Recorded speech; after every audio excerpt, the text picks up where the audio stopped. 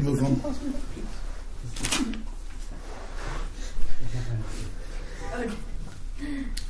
Bismillah ar-Rahman ar-Rahim wa sallallahu ala Sayyidina Muhammadin wa ala alihi wa sahbihi wa sallam.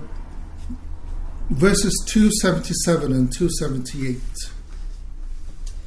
Prohibited also is the wearing of perfume and oil in the hair or beard, killing and removing lice, or removing dirt, nails or hair, and compensation, fidya, must be paid if any of the above mentioned occurs from suit clothing right up to hair, even if he has a valid excuse.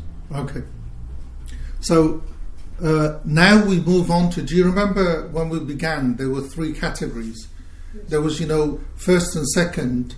There was the first which was haram and it spoils the Hajj. Second, where it was haram but you could compensate. And the third which was makruh.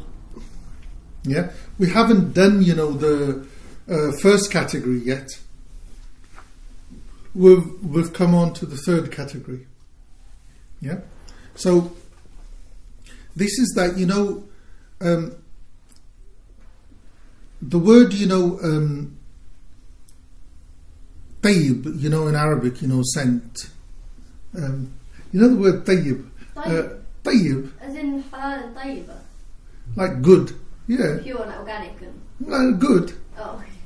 Because tayyib. No? Okay. I thought it was pure, but No.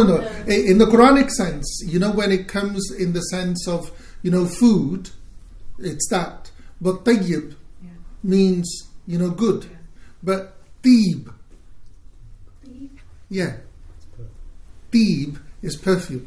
It's written exactly the same, just the vowel is different. Perfume. Yeah. So here, the kind of perfume or scent, what's the correct word? Is it scent or perfume? It doesn't matter. Yeah, perfume, scent is literally the smell, I think. And perfume is the stuff that comes in the bottle. But no, that doesn't work either, because you can have the perfume and the scent. Yeah. I don't know. Okay. It must be synonyms. Okay. So here, the perfume which is prohibited, it's with the Arabs there's masculine perfume and feminine perfume. Do we have that in English as well? Yeah, but I just can't tell the difference. Only in the mind of a marketeer, I suspect. Okay. But now it's A-sex, isn't it? Yeah, CK1 led the way. Okay. Unisex. Yeah. Okay. So the perfume which is haram to use is feminine perfume. Yeah, wait till we get to the list of it. Yeah. So the crime which is associated with this of using it is you use it on either your person or your clothes. Yeah. And this is the likes of musk, amber, oud. This, what we don't have in the West anyway. It's like a yellow dye. It's made from memicillon berries. It's got a yellow and saffron or saffron. So the last two perfumes? Yeah. Okay. No, but the thing is, saffron. Have you ever? When you smell it, it has really terrible scent. I like the smell of it. Huh? I like the smell. It's just not very strong for me. I've got a problem with it. So. No. When it's dry, yeah. But when you put hot water on it, it actually gets a nice nicer perfume to it. Because that's what. Some of the most expensive saffron. Iranian, isn't it? No, and Moroccan. Wow. Seriously, the Moroccan one is really difficult to get even in Morocco. But what the Persians do, Iranians do, is they just put it in a glass and put hot water, and then you let it sit. Really let it, like we let tea brew. You let it brew, and it comes out. Okay. Now Sidi Khalil. Sidi Khalil has a book.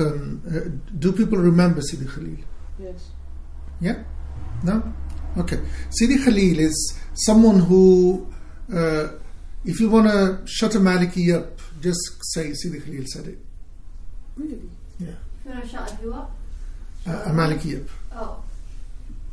It's like, how do you shut a Wahhabi up? Bukhari says it. Huh? Bukhari said it. Really? Yeah. That was quick. Because he hasn't got a comeback on that.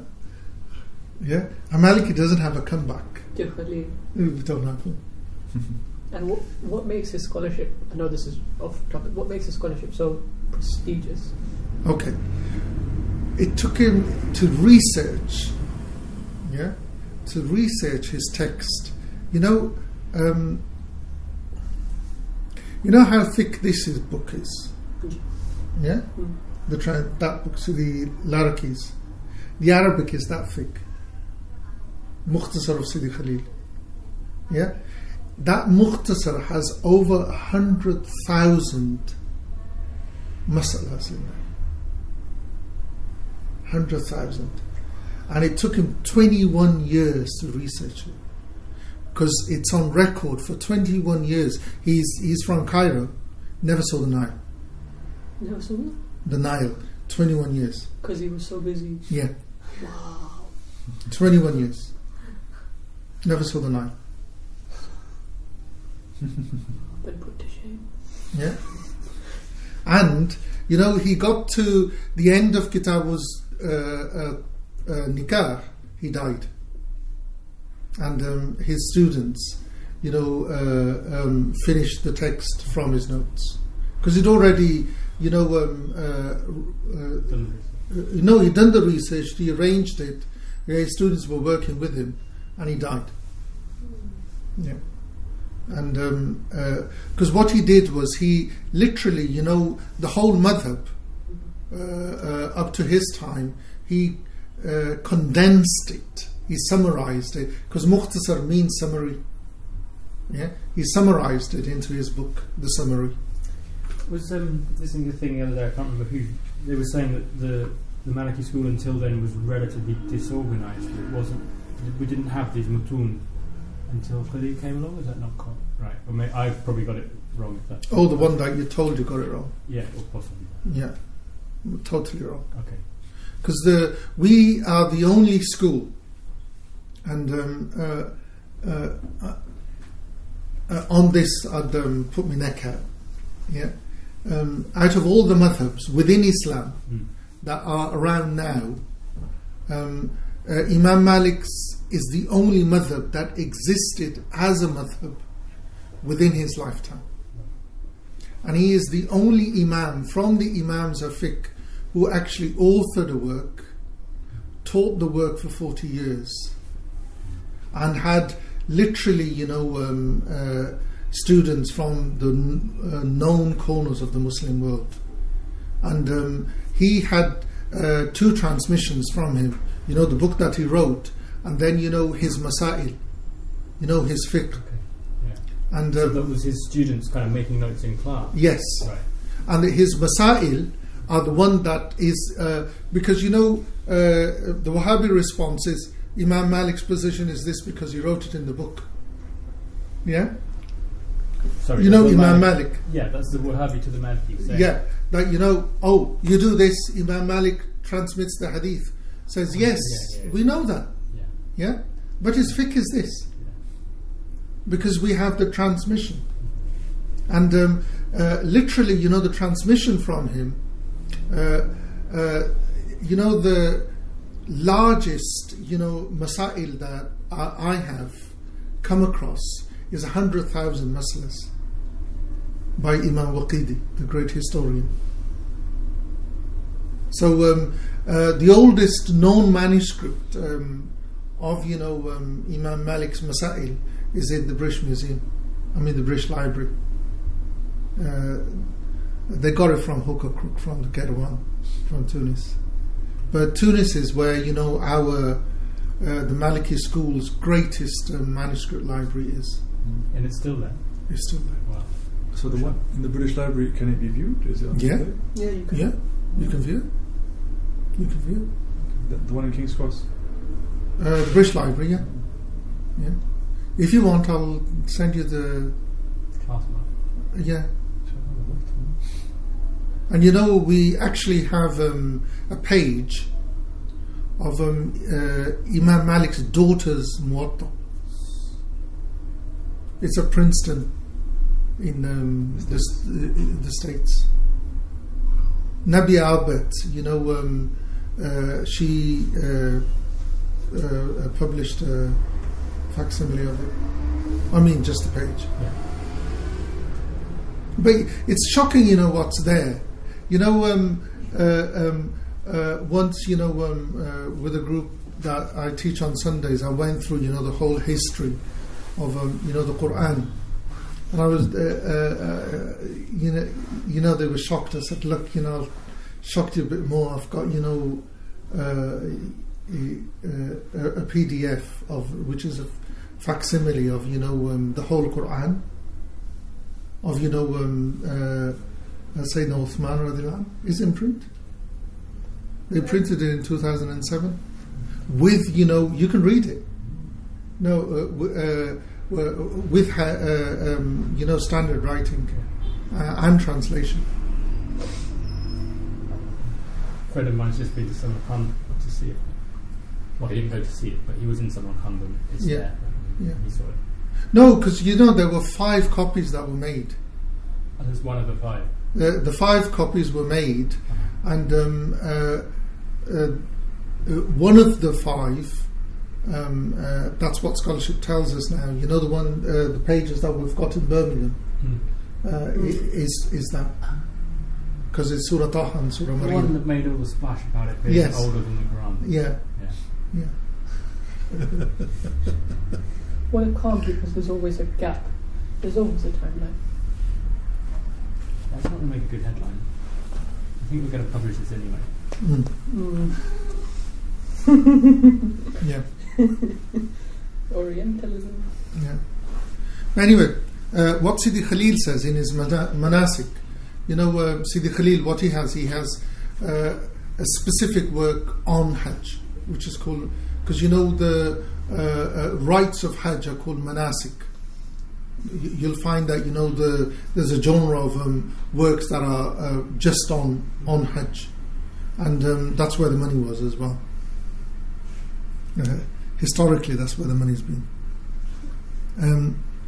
As to rose, jasmine, he says there's no fidya in that, and it's just makruh. Rose and jasmine. I'm just wondering why. Huh? Is it just cultural? No, because this category, Gee. of tib, of scent, there's no compensation. It's a number 3 anyway. It's a number 3 anyway. Okay. Yeah, it's a number 3 anyway. In Jawahir again, it's Jawahir al-Thamaniya is a very famous Maliki text. It predates Sidi Khalil. He says that the meaning of using perfume is that you attach it to the hand, to your clothes, and its scent intensifies. But if you sit in the perfume shop, or your house joins onto the perfume shop, then there's no fidya on this, and there's no karaha. It's just makruh. So Yeah. what's it say?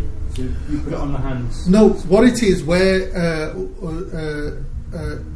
what you can, the understanding that we walk away with Yeah. is where you have not applied it. Okay. Yeah, it's through an agency. It's ended up on you. So It's makruh. There's no fidya attached to it. So when I was studying some previous chapters of it, there's actually like an exception for some people. Like if you work in the sewers or gutters, like the Maliki school, like if you work there, then you don't have the same ruling on you when you want to go to pray, basically. So is that the kind of same thing, that if you're in that situation where you've just got a shop of perfume and it's not really your fault, it's your profession, and that's on, it's just going to come. Or if you, the scenario that's being presented is you live next door. Yeah. You live next door. So that's not your fault. Yeah, it's not your fault. Yeah. So the fidya is attached when you've applied it or you've touched it. Yeah. As to the compensation being a wajib, there's two positions. The mashhur of the madhab is that there's no fidya if you've applied it to yourself before you put the ihram on. Yeah, the fidya is compulsory if you put it on after the ihram. But not if it's rose or jasmine. No? Pardon? But not if it's rose or jasmine.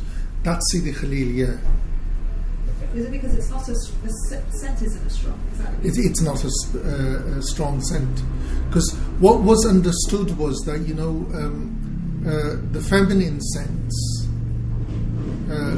wouldn't. So when you say feminine scents, these scents that are used primarily by women, or is it women using the scents?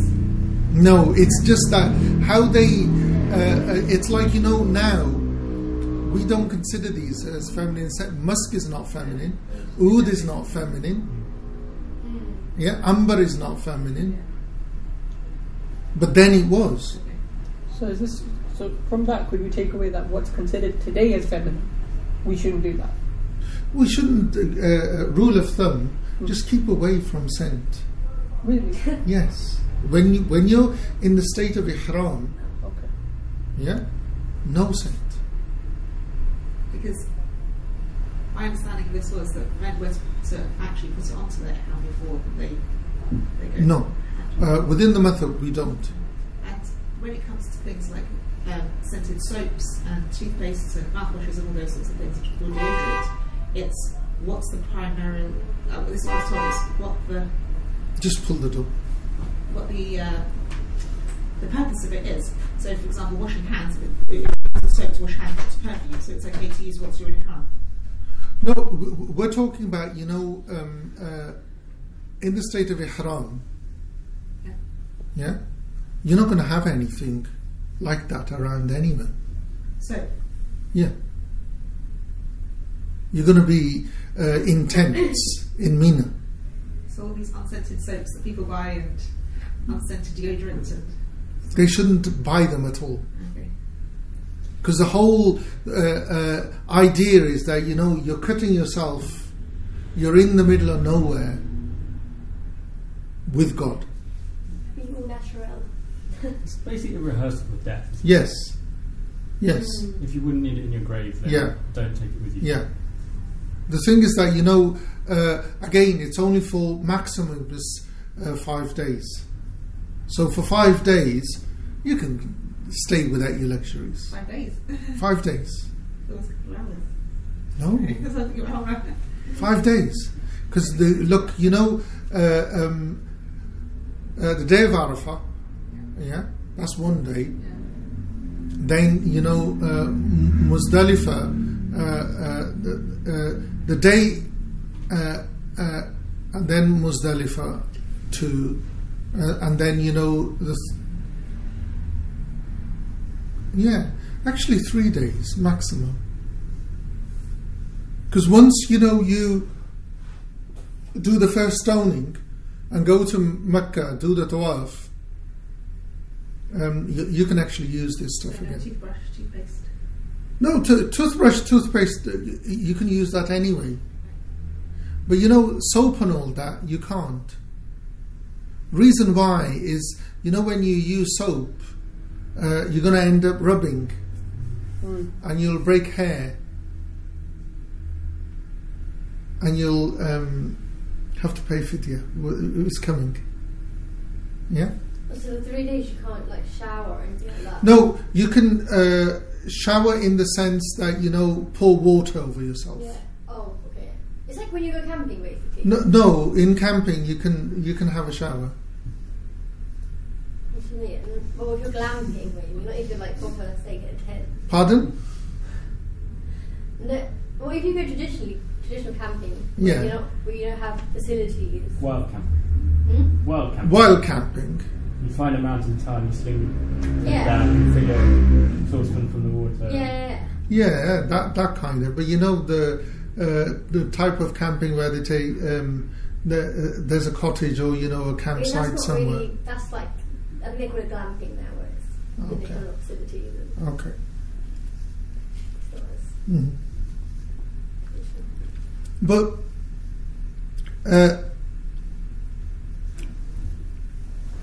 coming back to the situation that we are looking at is the days that you're in ihram, not the days when you're out of ihram. We're looking at the days when you're in ihram. Keep that in mind, underline it. When you're in ihram, yeah, and it's the same with the woman as well. Just because the woman is in a normal clothes, the rules of ihram apply. Yeah, it's just that the man is in the 2 sheets of cloth, woman is in normal clothes, but the rules of ihram apply. Yeah, no scent. Yeah, if some scent is thrown on you and you remove it, yeah, you remove it and you don't delay in removing it, there's no compensation. But if you take your time, delay in removing it, then there's compensation. So this example, we went to Umrah and came out of the bathroom and just washed our hands without thinking with soap. Yeah. Were you in the state of ihram? Yeah. What were you doing in the bathroom? Just went to refreshed before going to do tawaf. Then we came out. No, Umrah. So we arrived. Yeah. Went straight to Mecca. Yeah. Went to the hotel. Yeah. Refreshed ourselves. Yes. Washed hands with soap as we were leaving. Okay. And then went to do tawaf. But we asked the imams in the haram, and they said, "Yeah, it's fine. Don't worry about it." Okay. Umrah is totally a different beast. Hajj is a different beast. But then when I questioned when I got back, they said that as long as the intention was not as a perfume, your intention was to wash hands. Yeah. If it coincidentally was scented, it's not a problem. Yeah. You did deodorant that has a scent to it, it's okay because it's not to perfume, it's just to... Yeah. True. Because the thing is, you went into the state of ihram when you passed the miqat. Yeah. Okay. It's ignorance is bliss, isn't it? But someone told you the opinion is there. It's makruh. It's not haram. Yeah. Okay. Are we okay on scent so far? It's just sorry. This is academic, but the 2 positions. The mashhur is that if you apply it after ihram, then you pay fidya, and before then you don't. Yeah. The alternative position is there's no fidya at all. So I just missed the bit where you said there's 2 positions. Okay. If you've used it, I'll read the paragraph again. Fidya is an obligation when you've used it, touched it, and either you've applied it yeah, or it's been, you know, applied to you and you've removed it straight away. I've got it. Yeah. This second bit that you've Yeah, just done that. and the obligation of fidya, there are two positions. Yeah. The mashhur position is that it's an mashhur wujub al-fidya. There's no fidya if, you know, it's been applied before. Yeah, and the scent has remained. Yeah. Okay. The next is you know, oil. Again, this is, you know, the fourth prohibition. It's haram to apply oil,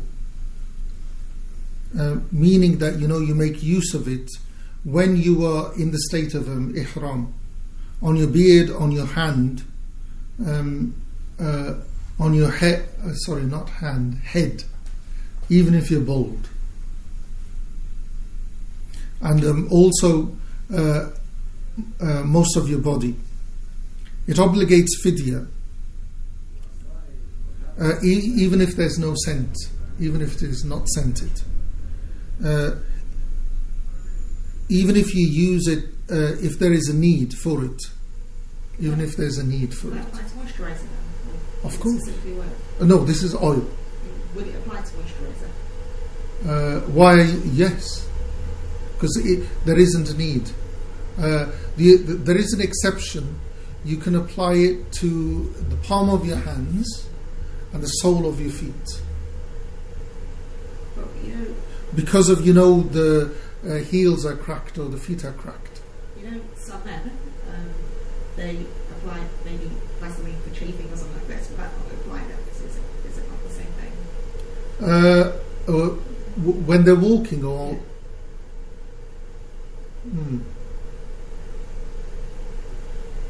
for the tawaf?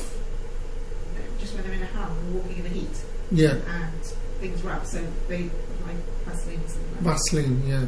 There is a Syrian way out.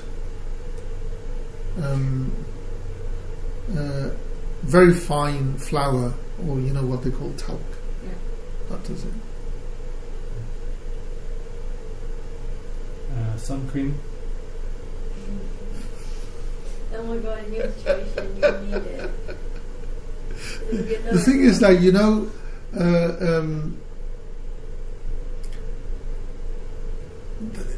when it comes to an illness, then it's a different ruling. There is a dispensation.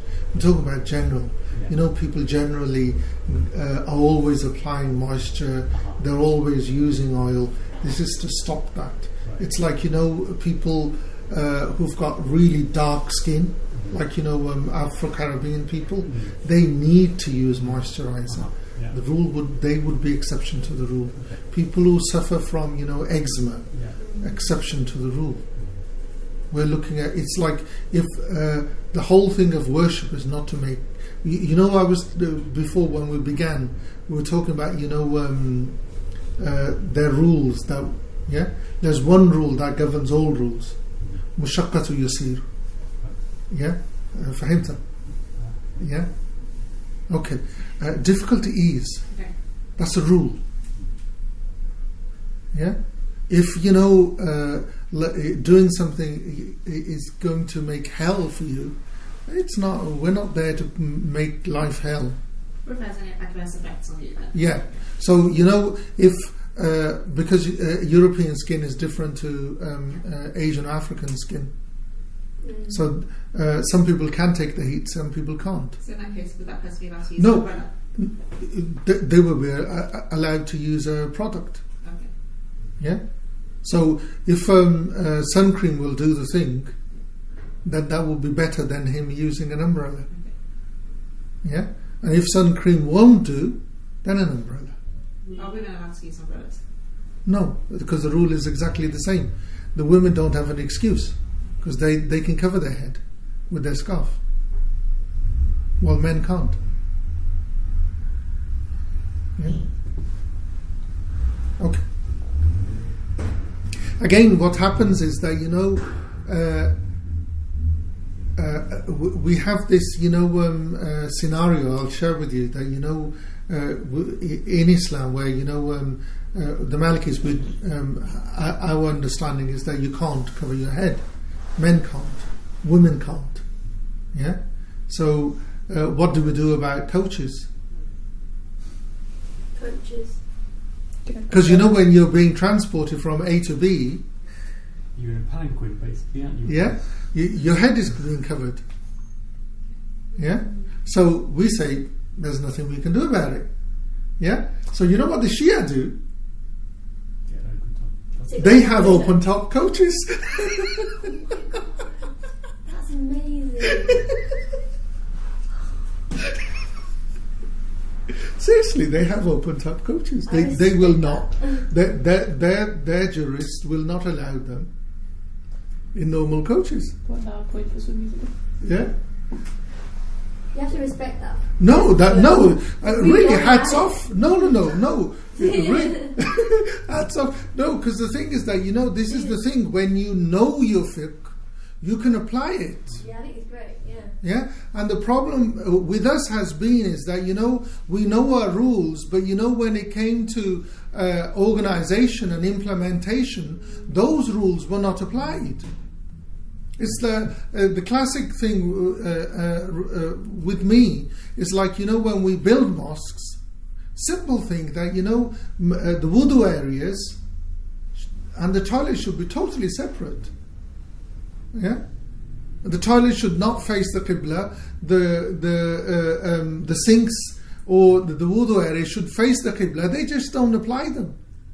Why? Because when you gave the remit to the architect, you didn't tell him or her. That's all it is.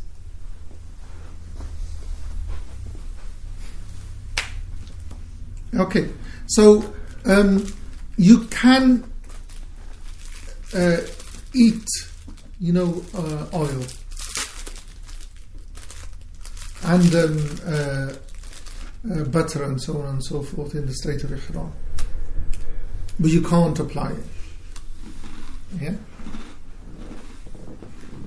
Are we okay so far? Yeah. Lice. This is the fifth prohibition. I just call this personal hygiene because it's more to do with personal hygiene.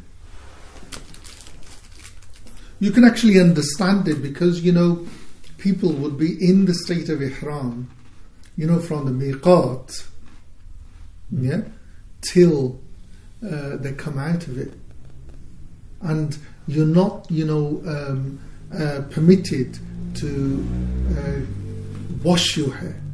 You can pour water over it, but you can't fully wash it, so you might end up with lice.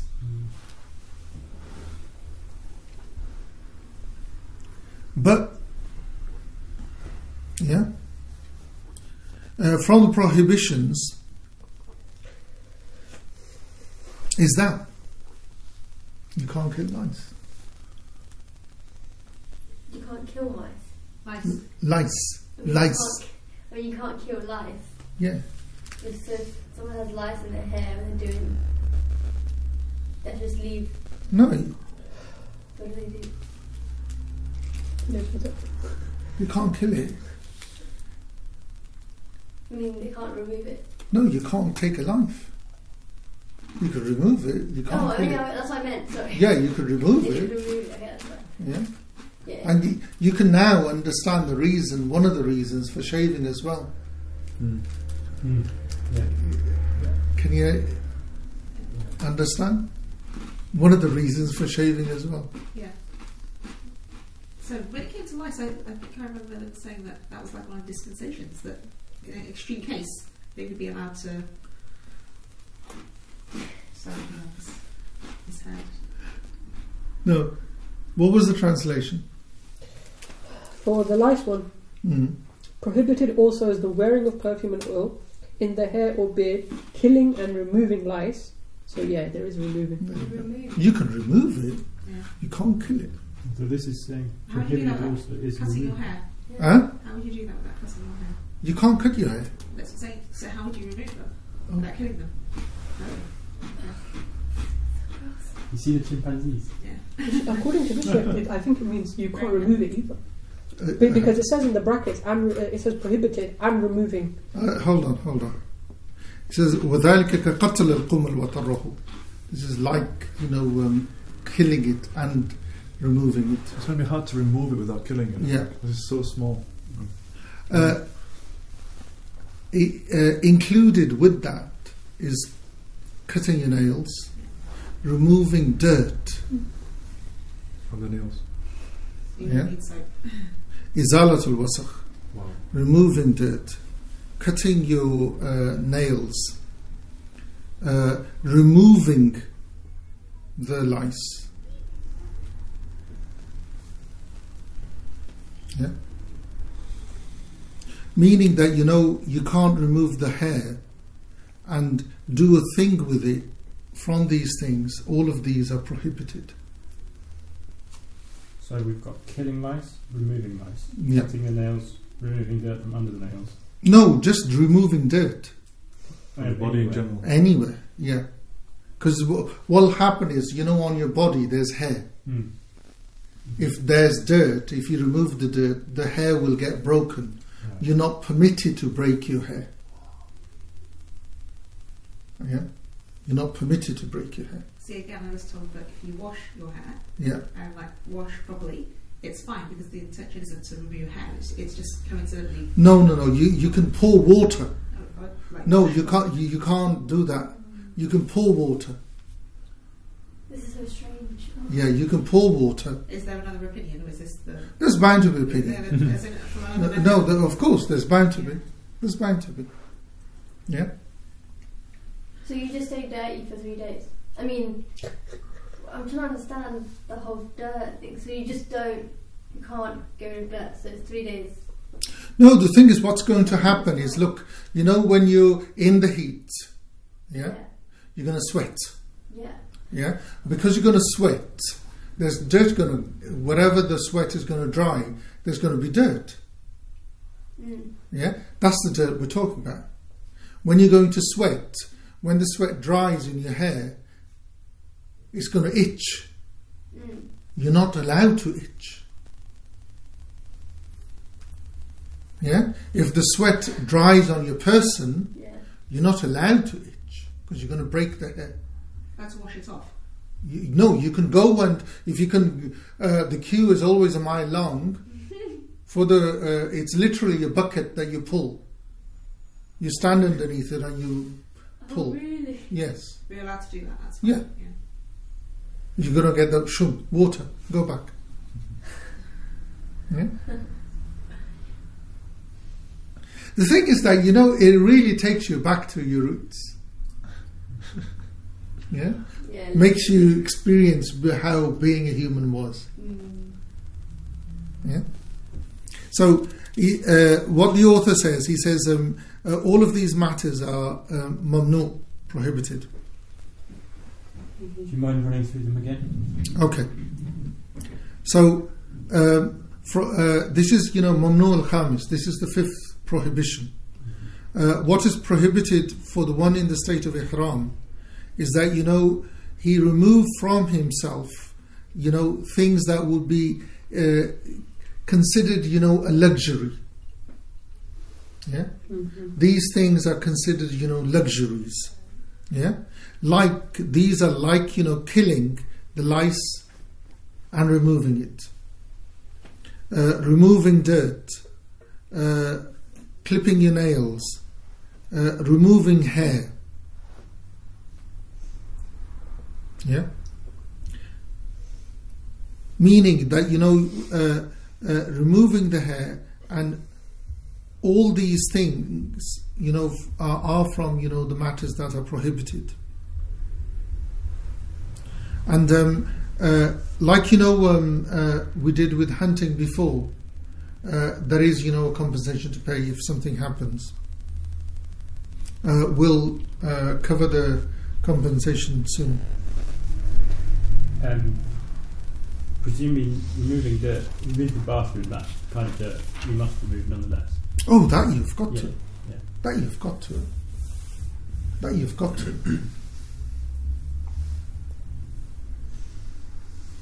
As to, that it is an obligation to give fidya with these matters, there's no, difference between, you did this thing out of an excuse or not. The difference between, the excuse and, where, you are compelled, with the one that, who's compelled, there's, the one that, that, there's no sin. As to the one who does it out of choice, there is a sin. Someone who's got an excuse, yeah, there's no sin. But the one who does it out of choice, he does. But would they still have to pay the figure? The one, even if it was out of illness or? We'll come to the fidya in a minute. So one last thing, the changing of their house. So if a man or woman, if their clothes get dirty, and they wear it out, if they change it, it's not acceptable. Yeah, it's usually advisable to take another one. Yeah. It's usually advisable. Yeah. Because just the sweat that gathers from your own person, it does. Yeah? Okay. As to the fidya is an obligation. It's one of the one from these things is either you sacrifice a sheep or a camel, not a sheep or a camel, a sheep. Yeah, that's the first. The second is a cow or a camel, and the third is that you feed 60 people, 2 muds for each miskin from the mud of the Prophet sallallahu alaihi wasallam. Or either you feed fast 3 days, whichever one that you prefer. Sorry, you're feeding 60 masakin, or it's 60 muds between 30 people? No. Let me the fidya is one. You do one from any of these 3. Yeah, so is from the sacrifice, is either you sacrifice a goat, cow or camel, that's the first, or you feed 60 people, 2 muds for each miskin, the mud of the Prophet sallallahu alaihi wasallam, or you fast 3 days, and it doesn't matter if you're rich or poor. Does that make sense? Yeah. Okay. So now we come on to the first category of prohibition, some things that will invalidate your Hajj. So verse 289. 279? Oh yeah, 279 and 280. So we were actually at 278. 279 and 280. Also prohibited is having any sexual contact with women, including marriage and intercourse, invalidates the Hajj, and this prohibition lasts until the Tawaf al-Ifada. As is hunting prohibited, then the other things which are prohibited for him. These are rendered halal at the stoning of the jamra, can't forget, the first jamra. So heed these instructions. Okay. Now, I'm really apologise. Some of the language gets graphic, but you can understand why it needs to be crystal clear, because the Hajj is at stake. Literally, the Hajj is at stake. Yeah. Okay. So, in these verses is the sixth category of prohibitions, but as the verses have come, but the three categories we did when we began this morning, this is actually the first category. Yeah. So this is what is prohibited for someone who is in the state of ihram. Yeah.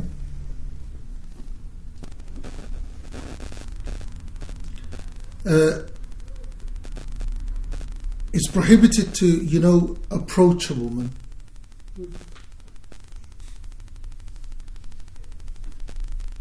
What's included in, qurb, being in proximity for the woman is intercourse and foreplay, or the marriage contract. Doesn't matter, if the intercourse is front or back.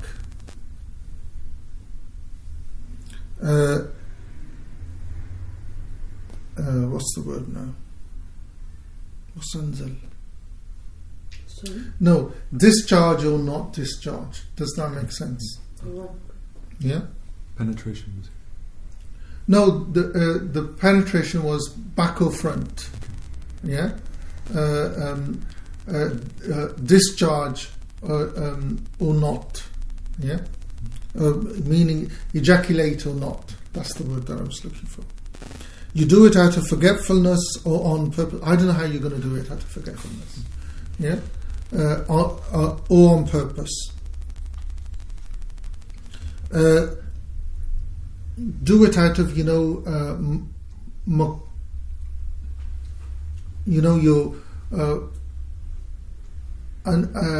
what's the word? What's makruh? Abhorrent. Okay. Yeah. You're literally, you're either forced or you do it willingly. Yeah.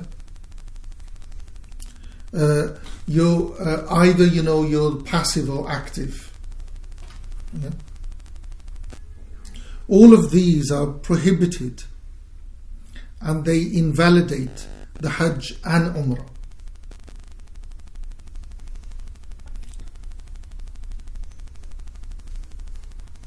And this is why, the author has said that, it invalidates, intercourse invalidates. And this is that, if you ejaculate by, kissing or feeling or intercourse without, the genitals, by holding the woman by her, genitals, or something is inserted, or masturbation by the hand, or continuous looking or thinking,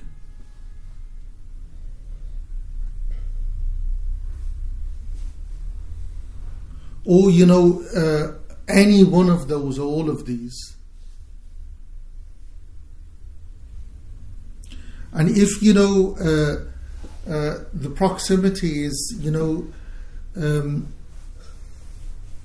without intercourse from foreplay, even if it is this I find a bit hard, by winking.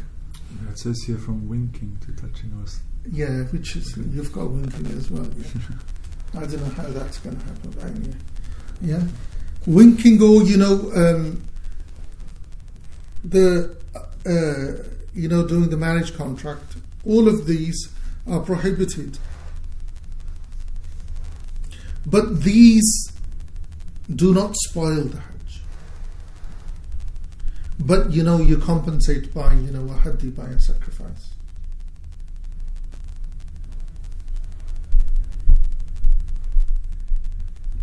Sorry, it's excused. Well, not quite excused, but it's repairable. Yes. By winking.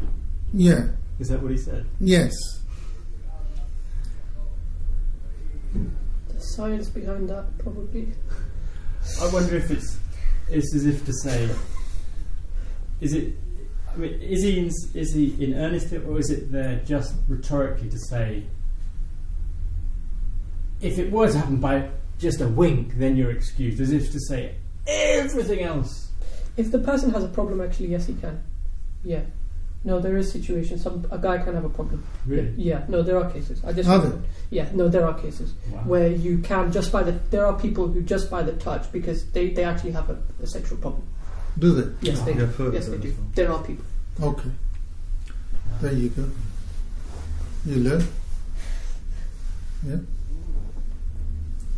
And through winking, or the marriage contract is separate. No, all the marriage contract. Or the marriage contract. Or the marriage contract. What they will do is it will. It's prohibited, but it will not invalidate. So a marriage contract. Will no physical contact at all. Yeah. A marriage contract on its own. Yeah. It's prohibited, but doesn't abandon your Hajj. The Hajj is not abandoned, but you are liable for a sacrifice. I just had a question. What about hold your guns? Hold your guns. Okay, hold your guns. Go on. Wet dreams. Because I'm just thinking to myself, if somebody has that, they can't go and do ghusl because No. The thing is that if it is the whole idea is that you wouldn't have time. Okay. Yeah. These scenarios are. Look, if we've already covered it. Look, he says that where is it?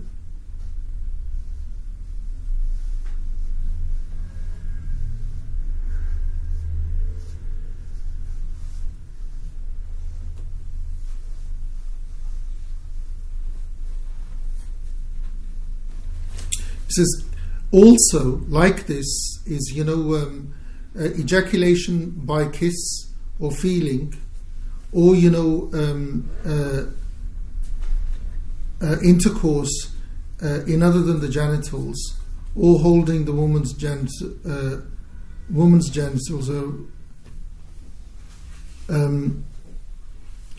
what's it called?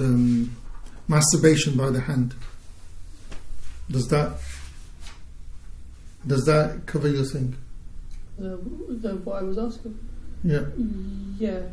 Yes. Or continuous gaze or thought. No, what I mean. No, continuously looking. Yeah. Mm. So you end up, or continuously thinking, and you end up. The whole thing is to be, totally be divorced from that kind of thing. Because the whole maqsad, the whole aim of the Hajj is that you're absorbed by God rather than, your partner. So when you end up doing that, you actually, that's why it's invalidating your Hajj, because you've literally, you cut yourself off from God, you've gone somewhere else. Sheikh, what if you're doing... Go on.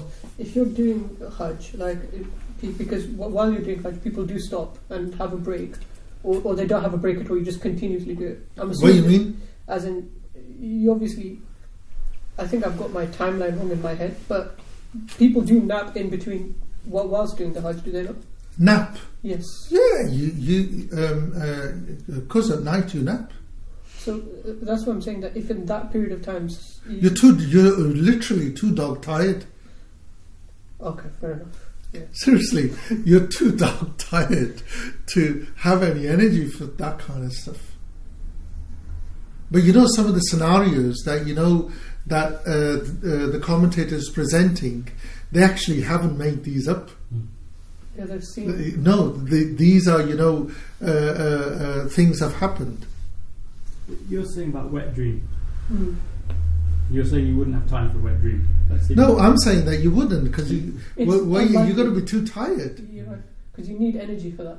Yeah. You would need your brain would need energy for that. I don't think. And the thing is, if a wet dream does happen, wet dream is where you haven't had any hand in that at all. Yeah. So it's not covered. It's not there.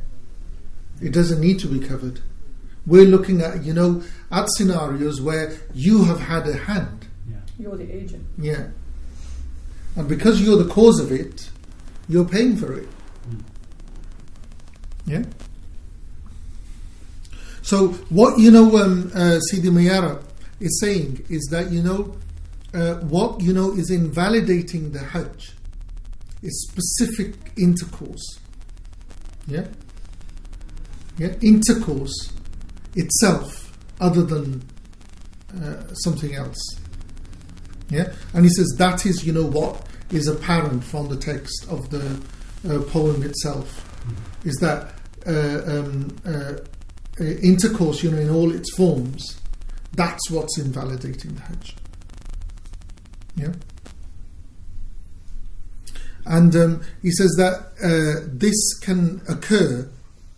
This will, invalidate intercourse. Will invalidate the Hajj if it occurs before the stoning, the first stoning, and the Tawaf al-Ifada on the day of slaughter, or before it. You're familiar with the day of slaughter? Yes. No? Okay. The day after Hajj. Because Hajj happens on the 9th of Dhul Hajj. Yeah? Eid is always on the 10th of Dhul Hajj. Yawm al-Nahr, the day of slaughter, is the day of Eid. Okay. Yeah? So the day of Eid is when, they will throw, stone the first Jamarat, and they will do the sacrifice, and then they'll go and do the Tawaf al-Ifada. Yeah?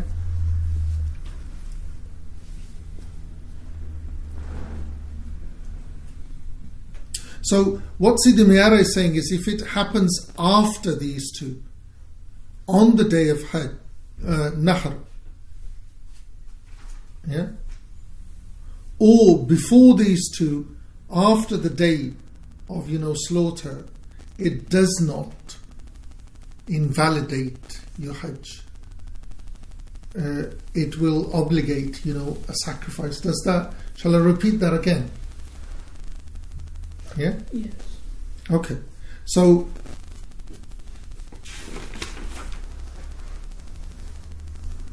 what will spoil, what will invalidate the Hajj itself, yeah, is intercourse. And this if this occurs before the first stoning and the Tawaf al-Ifada on the day of slaughter, or before the stoning or the Tawaf al-Ifada, yeah. But if it occurs after the stoning and the Tawaf al-Ifada on the day of Nahr, yeah, or after these two, yeah, but on Ba'da Yawm al-Nahr, but on the not the day of Nahr, the second day, it will not invalidate your Hajj. Mm-hmm. It will, require a sacrifice. Does that make sense or no? Yeah. Yeah? Is the day at all important? Or is it the important bit is the stoning and the Tawaf al-Ifada? No, the important thing is the Tawaf al-Ifada. After that. The important thing is the Tawaf al-Ifada. Because what will happen is that, what you've got to understand is, once you stone the first and sacrifice, yeah, Because after the first stoning, there's the sacrifice. Yeah, that's called the lesser halal. Yeah, that's called the lesser halal because what happens is that everything other than sexual intercourse is halal. Yeah, only once you go and do the tawaf al-ifada does everything else become halal. So once you... Well, sorry. What I should have done is read up on the Hajj before doing this. 'Cause No. I'm trying to keep track of it in my... Like, just what happened. Yeah, What day it occurs. no. Look, what you've got to keep in mind is, the timeline. Which I don't Right? really know. The timeline is the 9th of Dhul Hajj. Uh-huh. Is the day of Arafah, the day of Hajj. Uh-huh. Yeah? You stand on the Yeah. mountain. Yeah? On the night of the Hajj, the night of the 9th, Yeah. you sleep in Muzdalifah. Uh-huh. Yeah? On the morning of, the 10th, Yeah. you get to the stone, Mina, the stoning. Yeah. You stone. Yeah. Yeah? Then you do the sacrifice. Uh-huh. Yeah? That, and once you're sure the sacrifice has been done, you shave the head. Yeah? After the shaving of the head, you get to Mecca to do the tawaf al-ifada. Uh-huh. Yeah? Once the tawaf al-ifada is done, Yeah. yeah, things become halal. So, once the sacrifice is done, you can shave the head. Yeah. Can you also wear oil, perfume, or not until after Tawaf al-Ifada? Those things, they're called, the lesser halal. That's fine. So after the sacrifice, you can... Apart from intercourse, you can do everything. Right. Okay. Yeah. But once you do the ifada, Yeah. Then even intercourse is... yes. Gotcha. Thank you. Yeah. But it's important that you know that rather than the days, because sometimes people can't get there the same day. Yeah.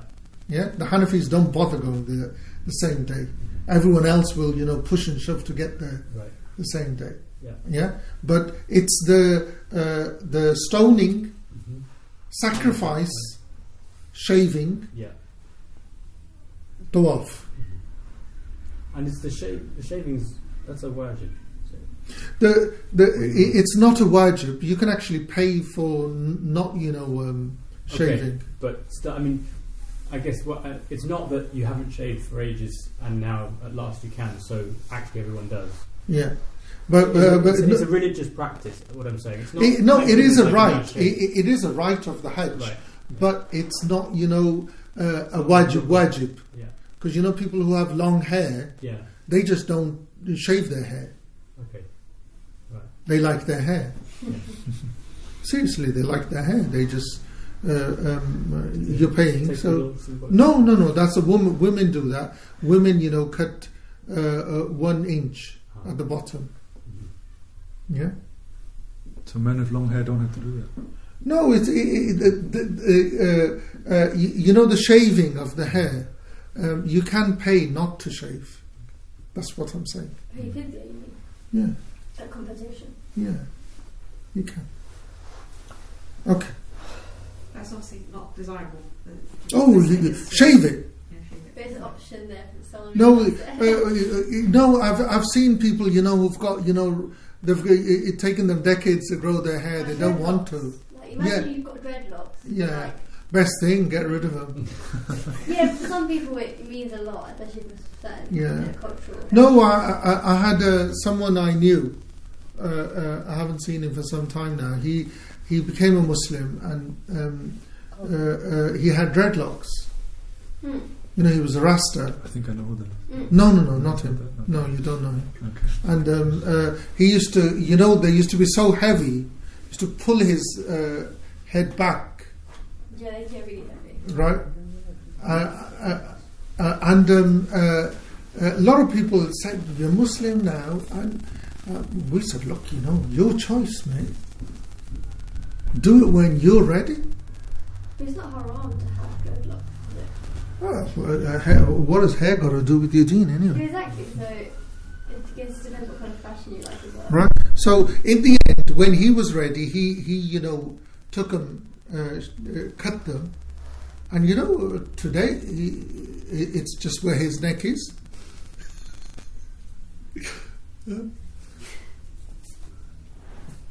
Okay. So, does that make sense or not? Are we okay so far? Yes. Yeah. And you know the rites of Hajj. There's no difference for man or woman. Yeah. That you know, the only difference you'll find is that you know when the tawaf, when you do, the woman doesn't have to, you know, run. I mean, not run, you know, on a fast pace. The first three. If she's in Hajj on the day in question. Oh, she can't do. No, she do can't. tawaf, so she No, hasn't she- got a Hajj. No, she's got Hajj. Okay, so she's just excused the tawaf. No, she waits till she can do tawaf. Okay, right. Is there She does all the rites of Hajj, Oh, but not the tawaf. not the ones that are in the mosque.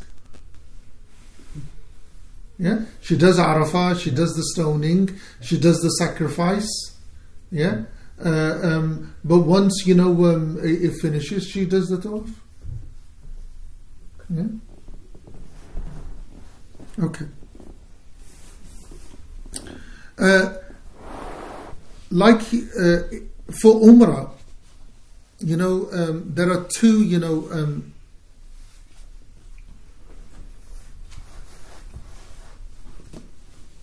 تجب العمرة إن وكى قبل ركعة. Okay, if you end up, you know,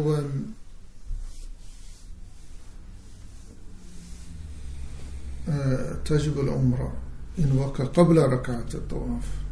I don't know how people could do this, but anyway, an Umrah will be obliged, you know, if you end up sexual intercourse before the 2 rakats. How are you going to do it?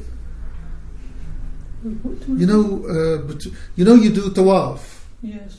So an integral part of the tawaf is the 2 rakats after the tawaf.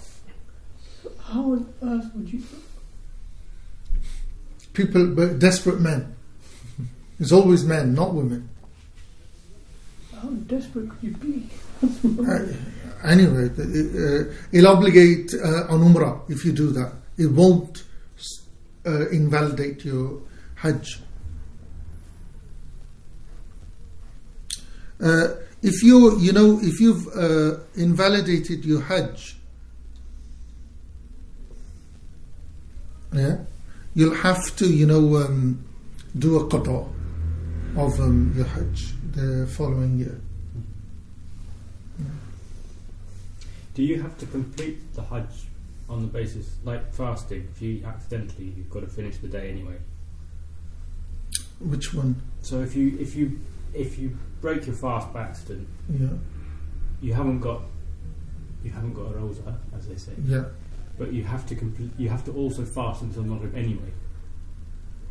No, but there it doesn't make any difference. If you've invalidated your Hajj, Yeah. if you've There's no invalidated, obligation to be there this year. I yeah, guess. it's not, you know, like, you know, you've got to say salam, you've got to do the tashahhud. No, you can't. It's invalidated. Back on the moment. Yeah. Right. You can. What people usually do is they'll do Umrah before they'll go. Okay. Yeah, that's the least you can do. Yeah.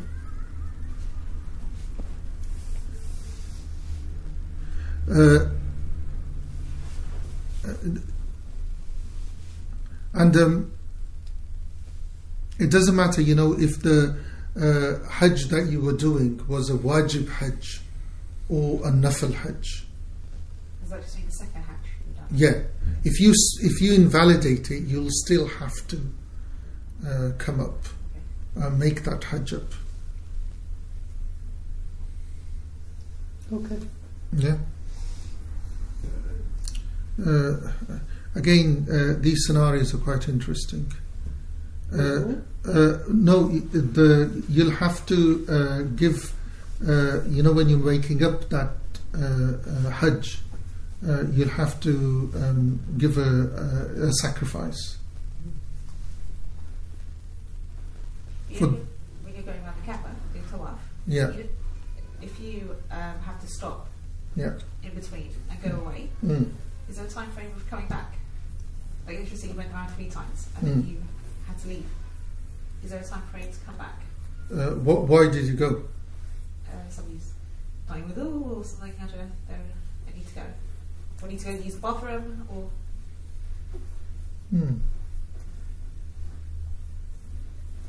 Do you start from the beginning?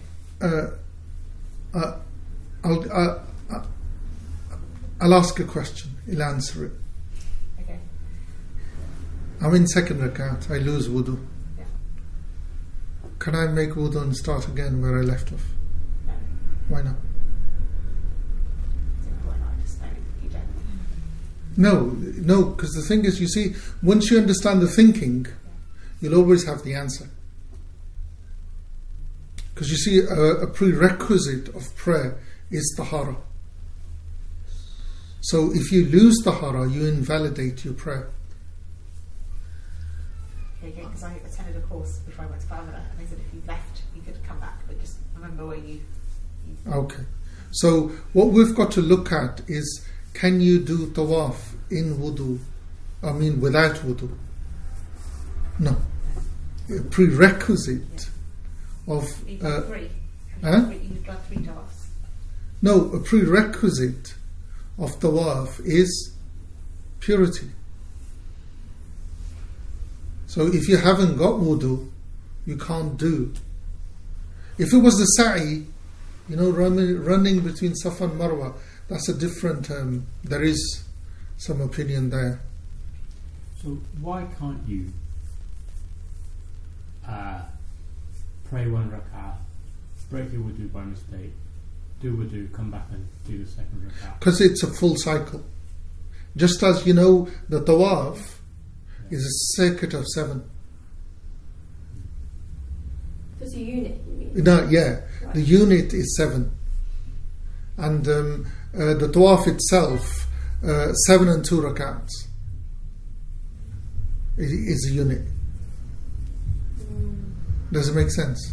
So my thinking was that if something were to occur like in that incident, you said between the tawaf and praying and the 2 rakat, it could be that somebody's left and then they'd come back again. No. You know the tawaf, if you complete 7 and break wudu, because that is a complete action, you can actually go and then that's okay. But if you break that, then no. So that's what I know. You start from scratch. Yeah.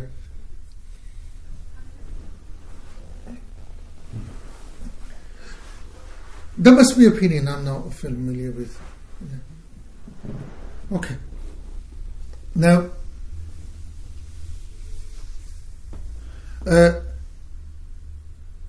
you'll invalidate your umrah. Again, a desperate man. If there's intercourse before Safa and Marwa.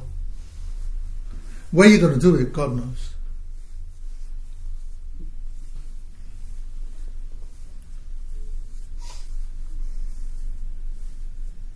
If you complete and you don't, shave, you don't invalidate. Yeah. But you sacrifice. So sorry, if you complete Hajj or Umrah and you don't shave right your head, again that's the man. Yeah. He'll have to he'll have to give a sacrifice. Mm-hmm. The sacrifice is what is gifted to the house, and it's recommended that it's a camel, then it's a cow, and then it's a goat. Gifted to the house, meaning it's sacrificed to the house, Oh, so that's the intention. Yeah, that's where it's the intention. Right. Yeah. Nowadays, you don't even see the animal. The money changes hands.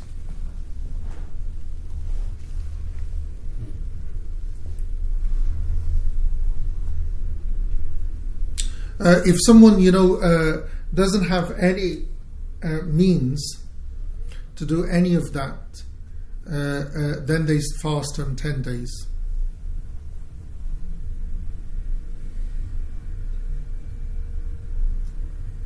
Consecutive? Or Pardon? does it be consecutive? It can be. It doesn't have to. It doesn't have to be. Yeah. But you can do them all there. Shafis have a problem where they say that you do 7 there and 3 here, or 3 there and 7 here. But we don't have a problem. About the sacrifice that's given, it doesn't matter if it's an obligation or if it's a non-obligatory sacrifice. The usual, conditions that it's got to be perfect, faultless. Over a year. Yeah, all of those. Again, as I said before, we don't have any say in that. You just give the money. Yeah. Okay. If you phoned a friend at home, said, "Can you sacrifice the sheep that's in my back garden?" Is that okay? It's supposed to be done there. It's supposed to be done there. Right? Because the whole thing was, because it was a whole inclusive thing. Yeah. That the Hajjis were fed. Yes. Yeah. Nowadays you have to you don't get nothing, right, apart from water. You pay for yourself. So, The sacrifices that were done in the past, the meat was cooked and distributed to the Hajjis. Yeah. Nowadays, God knows what happens to the meat. Yeah. Like it's distributed to the poor in poor countries. Tended and distributed around the world. Oh, well. It was supposed to be for the Hajjis. It was a whole thing that you looked after the pilgrims, and it was an honour. That's one of the reasons Quraysh were clinging Yeah. onto it so long. Yeah, it was an honour that you gave water to the pilgrim Hajjis and you fed them. You sacrificed animals, and all the animals that were sacrificed were fully used. There wasn't any waste at all. Okay.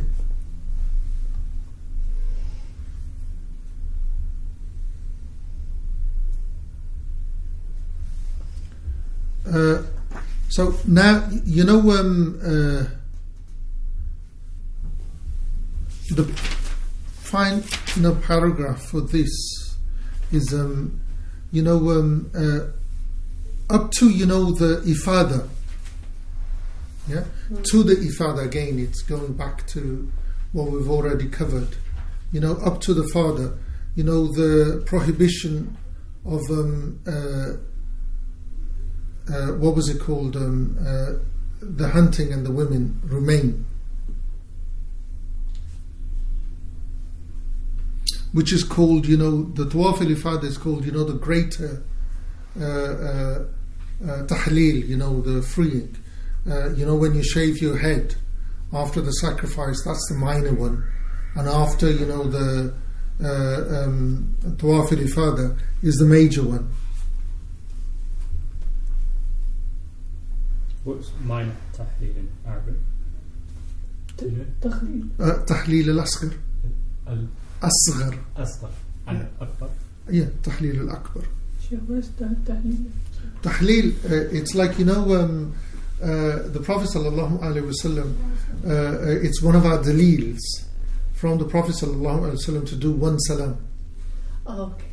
Sayyidina Ali alayhi salam says that the Prophet sallallahu alaihi wasallam said that the prayer, takbiruha tahreem, that the one takbir makes everything haram. Takbiruha tahreem, wa taslimuha tahleel. That one taslim makes everything halal. Yeah. So we've got the tahleel al-asghar, the minor halal, which is after the shaving of the head, the stoning, sacrifice, and then the Tawaf al-Ifada is the major. Yeah.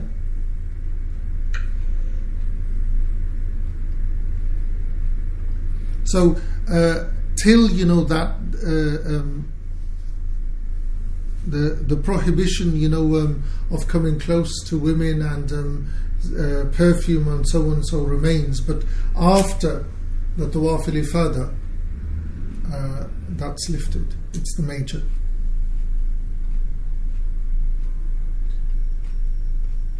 Are we okay so far? This is what I meant, that what I was told, it gets really simple but very technical. 281.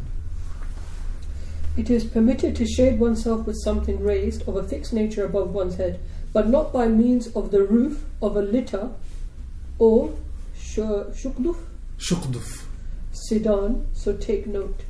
Okay. This is what we were talking about, the umbrella. Yeah. Is that what it is? No. Oh. Shukduf was a sedan. You were carried in a halakin. Yeah. So this masla is the exception from the maslas which are prohibited for the one in ihram, that to cover his head, which we've covered before, about covering his face and his head. The meaning is that it's permitted for the muharram, the one in ihram, that they shade themselves with something raised over their head, which is fixed. Yeah. So like a building, a tent, a tree. Yeah. So to shade themselves with that's permitted. If there's shade from a building, from tree, from a tent, yeah, but not from something that is mobile, like a shukduf. Yeah. So this is where our understanding of the umbrella. Yeah. فَلَا يَجُوزُ لَهُ, which is not permitted for him to shade with, and that's the mashhur. If they do it, then there's compensation, which is an obligation, fidya to do. As to its recommendation, there are two positions which are mashhuran.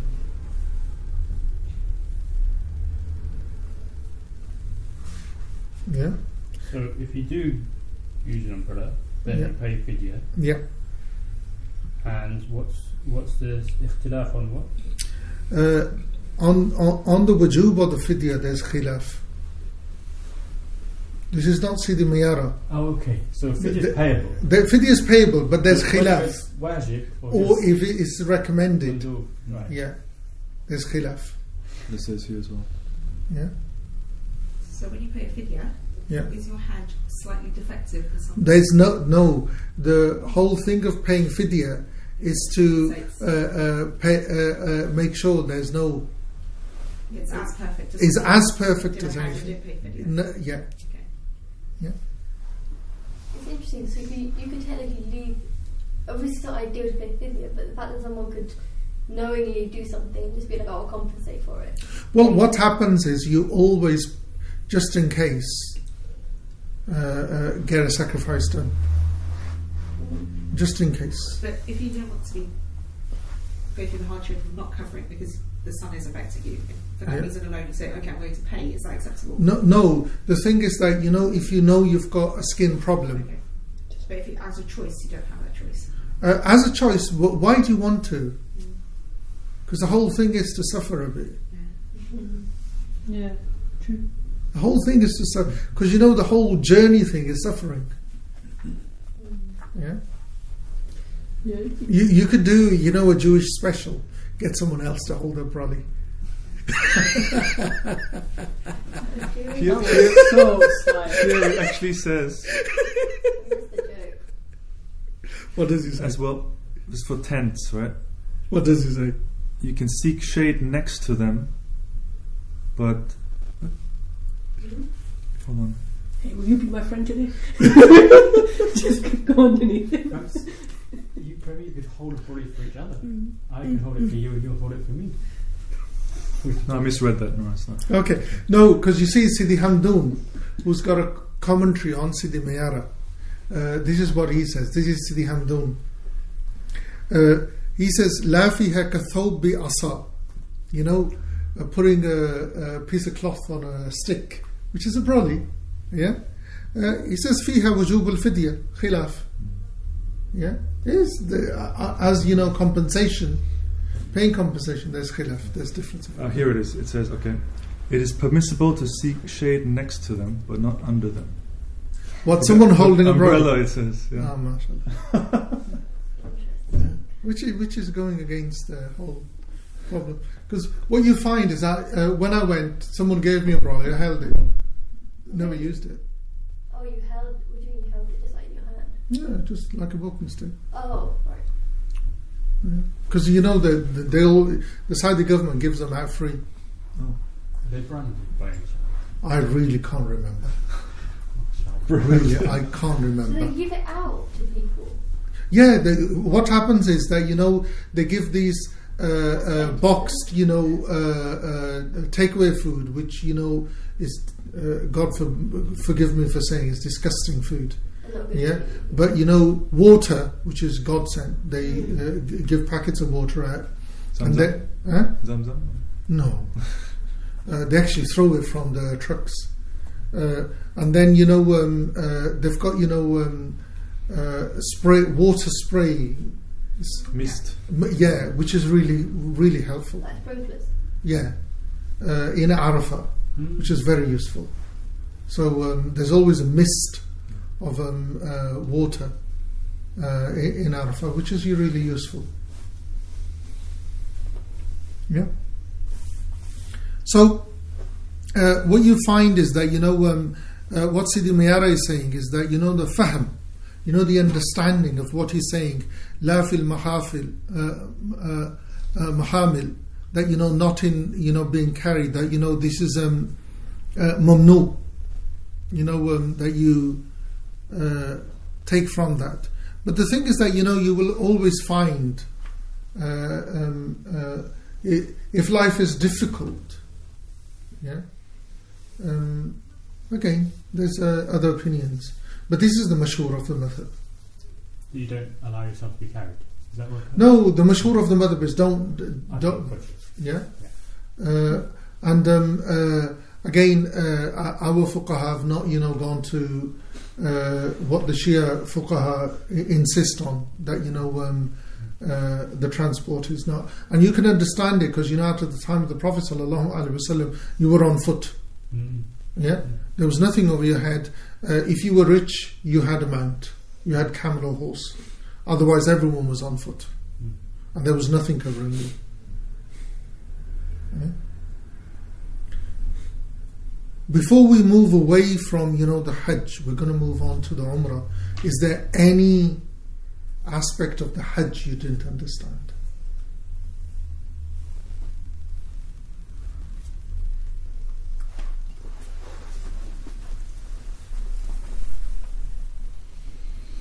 No? Okay. So I'll read it. 282 to 285. Perform the sunnah of the Umrah. As the Hajj, it is recommended to put on the ihram at Tanim. 283. Immediately following your sa'i, shave or trim your hair, leaving the state of ihram, or perform the tawaf frequently. 284.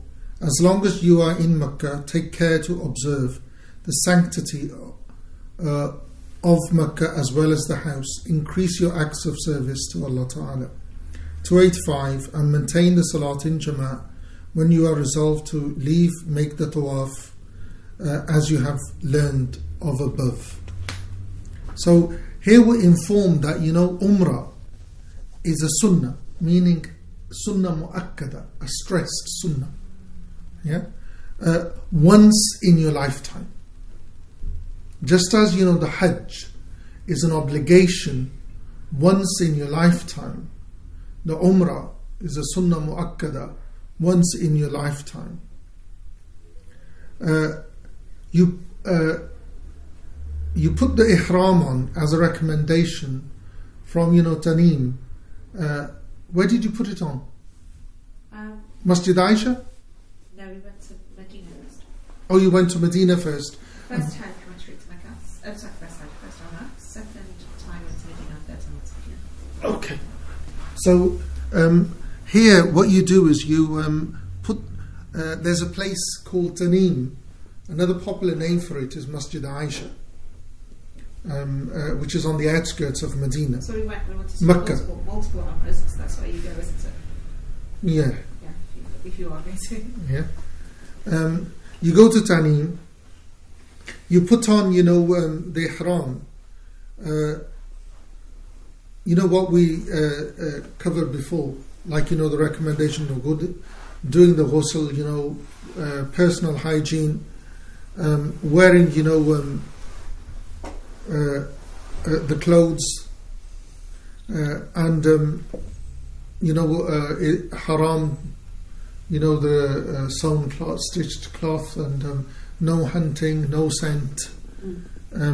You begin the talbiyah and the tawaf, and the ramal, the three in a fast pace, and the ruku after the tawaf, and the sa'i, like the Hajj, exactly like the Hajj.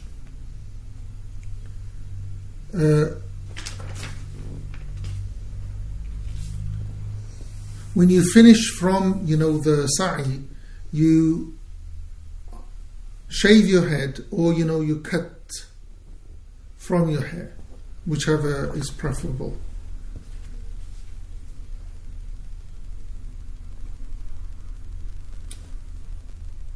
If you shave, that's more superior.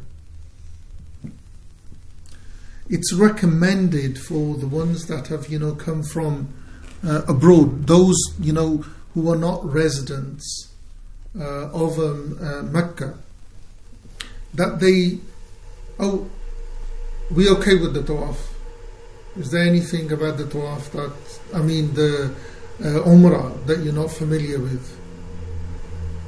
The Umrah is exactly as you did the Tawaful Qudum. So it's like a Hajj, but without Arafat, the stoning and sacrifice. Yeah. So the rules are exactly the same. So you personally cleanse yourself, remove all stitched cloth, the rules of hunting, scent, sex, everything, all of them are the same. When you get back to the masjid, you begin from the black stone, 3 fast, 4 normal pace, 2 rakats after, then coming back to the mustalzam, making dua, going and doing the sa'i, and then either shaving or trimming your hair, but shaving is more superior for men. When you were doing the tawaf, I was under the impression that you just make your own dua. Pardon? You just make your own dua? Yeah, there's no specific dua. But then when I went this time, I was told that really it's just you went to praise Allah, that's it, no dua. No, there is, from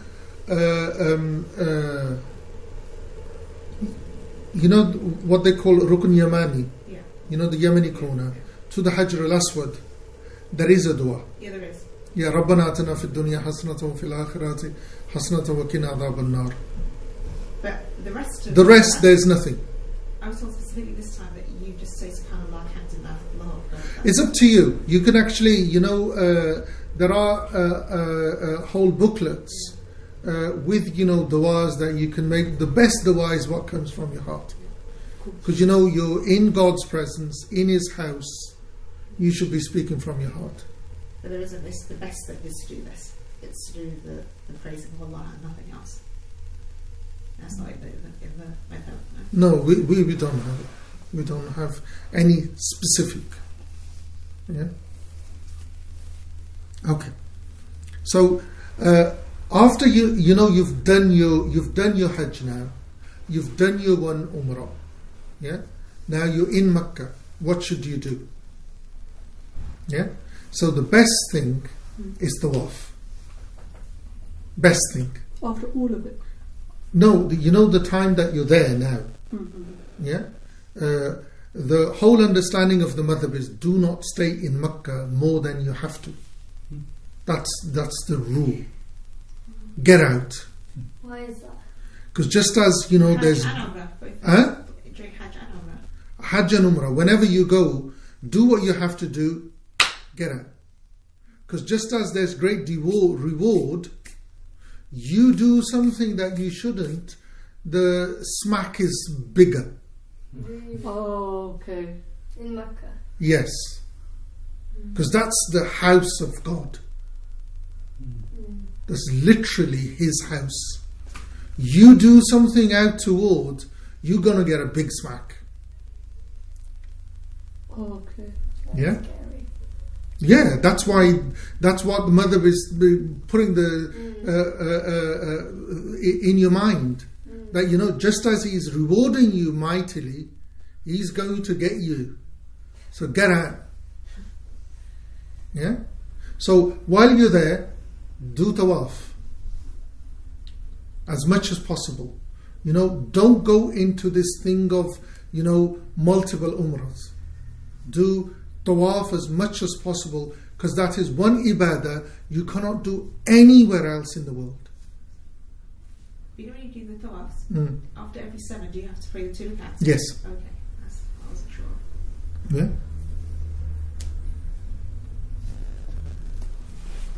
And what you do is you abstain from any kind of sin. Keep away. I'll share something with you that I've not shared with anyone before. While I was there, I was telling you I was there for some time. So I ended up, buying the paper, and I opened it. This sheikh came to me and just looked at me. You were in Mecca? Yeah. Throw it away. He said, just look. That's all you need to do. You don't do anything. If you can't do anything, just go and look at the Kaaba. Is ibadah. Seriously. No, seriously. That's what the Prophet ﷺ said. Just to look at the Kaaba is ibadah. Yeah? Because to look at the face of your parents is ibadah. Really? Yes. To look at, the Mus'haf is ibadah. To look at, the Kaaba is ibadah. And there's one that, we can't see his face. Maybe Allah blesses you, you can. Sayyidina Ali, to look at his face is ibadah. There is a narration that, to look at, beauty itself. But, we'll leave that one. Beauty itself? I said we'll leave that one. Interesting. Yeah, we'll leave that one. I don't know what the times do. Why do people say Karamallahu wajha? So evidently there is something about Ali's face. There is so much about him. Okay. Literally, there is so much about him. Is he was born inside the Kaaba. I didn't know that. Yes. He was born inside the Kaaba, and he didn't open his eyes. So is this Ali? Ali. His mother, Sayyidah Fatima radiallahu ta'ala anha, his mother's name's Fatima. And she took him to Sayyidina Rasulullah sallallahu alayhi wa sallam. She put him in his lap. She says, your brother won't open his eyes. That's when he opened his eyes. Because you see, the first thing he saw was the Prophet sallallahu alaihi wasallam, and the last thing, the face that the Prophet sallallahu alaihi wasallam saw was his face. That's something special. Because you see, every companion of the Prophet sallallahu alaihi wasallam, God has given them something unique. And with the Prophet sallallahu alaihi wasallam, he only said this about Ali, because he connected him to himself, which is a very unique way. And he said, "I'm the city of knowledge." Ali said that. No, the Prophet. He said, "I am the city of knowledge. Ali is the gate." So that knowledge literally flows from him. Okay. Thank you. So what you do is keep away from sin. You stick to obedience while you're there. Yeah, stick to obedience, and you attach yourself to prayer in Jamaat. One of the things that it's one of the disasters that's fallen this ummah, that we won't pray behind each other, and there pray. Yeah, Sayyid Alawi Maliki Makki rahmatullah alayh, he would pray. Regarding what? Pray behind regarding the people who are in power and okay. Yeah. And what's meant by the first is not the first Jamaat but the first Saf in the poem. Yeah. And one of the things that I've sister seen, which I find really there's nothing I can do about it, but really reprehensible, is that they cordon off an area now for the women, which historically never happened. What do you mean cordon? In the Kaaba, around the Kaaba, Yeah. there was when the time for prayer came, there was never a difference made where the women stood and where the men stood. But the women would generally find space together, wasn't it? Yeah, no, generally they would find it. They would never, be cordoned. Now what happens is that, near the time of prayer, have you seen those sisters who are in black? Wallahi, God's my witness. I got the frightened of I really got frightened. Why were you frightened? I couldn't even see her face. Yeah, Saudi. Yeah, black gloves and black socks and because when I went in the 90s, there were men. The eunuchs. When I first went, There were eunuchs. There were men. I just remember not seeing the women working in the haram in Mecca, but in Medina, I remember always seeing them. No, but in both the harams, historically, there were eunuchs, and they would move the men and the women, and they would they would just tell the sisters to move this way, the time is coming, and but they would never like these sisters, they're very pushing and go that way. Alhamdulillah, people are happy. Really? Well, people are happy. I think that men get an easier time in the harams. Pardon? I think that men get an easier time in harams. No. I tell you, before, it was just that, usually, wherever women are, they keep themselves close together, but they were never pushed into, that's your area. But maybe it's because there's now so many people that it's really hard to actually get people to just separate naturally. No, it's not. Okay. Or no. I don't know. That's just a theory. Alhamdulillah. It's just that historically there wasn't this. I remember before that the woman would never stopped from visiting the Prophet sallallahu alaihi wasallam. It's a big problem now. They don't let them, do It's a they? big problem. Really? Yeah. Which is, how can you stop? This is so You know, people. That's Rasulullah sallallahu alaihi wasallam. How can you stop them? Because you know, when I went in the 90s, there used to be a time limit. You know, there was a time in the day where, you know, they would put the barriers up and the men weren't allowed. There are specific times, it's 3 times in the day now. Do they? But the problem is that all the women, it's just so many women, Yeah. and everyone's running, everyone's pushing. Yeah. Which is... Well, whereas the men don't have that problem, because it's always open for them. There's 2 sides, but this is how Yeah. I've been explained. It's been explained to me that where the Prophet ﷺ is buried, the men have that side, so on that side of him, we're on the back, we're at the back, but our access is limited to 3 times a day, whereas the men don't have constant access. Yeah, constant access. So there is this pushing and shoving. And Yeah. No, it's still pushing and shoving. Well, we see it on the television. I don't see what I see when I'm No, I can tell you there is pushing and shoving, but what shouldn't happen is that there shouldn't be a time limit. The women should. Does it compare to what happens to the women's side of it? Yeah, no, because I can tell you, you know, I've sat in the mosque and I've heard the women coming. Where people get trampled on. No, the just the sound, Yeah. which is prohibited. Yeah. Because you know you're not allowed Yeah. to raise your voice, let alone you know the sound that comes. It's like a stampede that's coming. It is a stampede. Really? Yeah, Oh my god. It is a stampede. seriously, the But sound the that 3 comes. times that I've been, it's Yeah. gotten worse. The first time I remember going in and being able to pray. Yeah. The second time, it's very difficult to pray. And the third time, near impossible. Yeah, no, but this is what I was saying before. You know, do you remember I mentioned where the stoning is?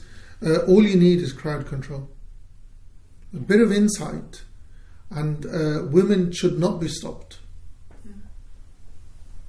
You know, I'm just trying to imagine, because you said cordon off, right? But I think I'm imagining it wrong, really. Because when you say cordon off, what do you mean? Like, this is the area, and they're just like, you need to be like behind here in this like little corner. Where in the Haram, where in Mecca? Yes.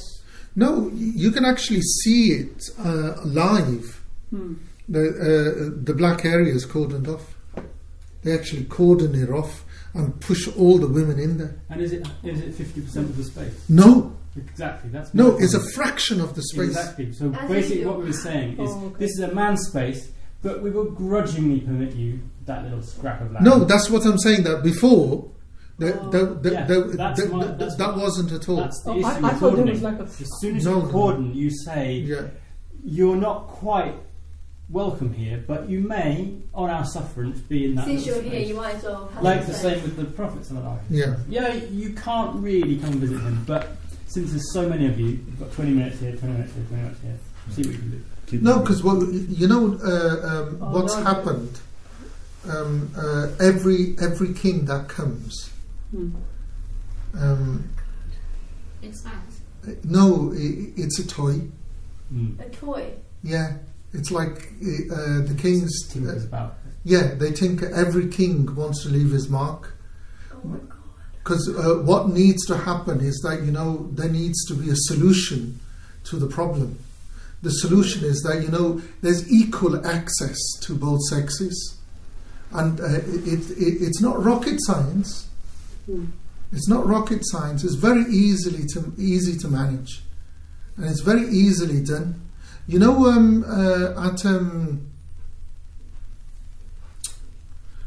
you'll actually see it, you know, very soon. You know, with the new year coming, you know, after Hajj there's Muharram, and then after Muharram, the Shia have this thing they call it Arba'in. You know, 40 days after that. You know, at the Arba'in at Imam Hussein, there is literally about 30 to 40 million people on one day. Where? At Imam Hussein's place In Karbala, right? Yeah. And the thing is, the control, you know, the crowd control, forget about what they do there, that's God help us and them. But you know, the crowd control is amazing. that, you know, everyone, you know, women and men, equal access, not equal, but, you know, they have access. No, they're not like, you know, Okay, they have access, but the thing is that nothing happens. I mean, no one dies or anything. Huh? The number's greater. Oh, quadruple, lot more. Because you know the maximum you'll get at Hajj, it never goes into double figures. Hajj to date has never gone into double figures. But you know, every year in Karbala, it goes into double figures. It goes into double figures. No, my feet went to sleep, that's Well, why. you know that in the Roda, I was always led to believe that if you pray there, it's like there's more merit and your du'as are more likely to get answered. But this time I was told there was actually no merit in it. Where? To pray the Roda, it's just, if it makes you feel better to connect. Who told you? One of the Saudis there? Yeah. Yeah. But I've never heard that. Red Scarf Brigade. Yeah. Yes. What's Red Scarf? What's Red Scarf Brigade? I need to go to the bathroom. I'll be back because we're done with Hajj. Are we? Yeah, because we're going to move on to visiting the Prophet. Yeah, and the Masjid al-Nabawi, and I'll tell you who the Red Brigade are. Come and see.